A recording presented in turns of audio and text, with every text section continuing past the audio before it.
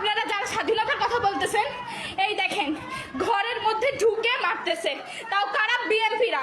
আমার বাবার গায়ে হাত তোলা হয়েছে, এই যে এখনই রীতি গেট খোল। আমি প্রতিবাদ করছি, আমার মা আমার এই গেটের ঘরের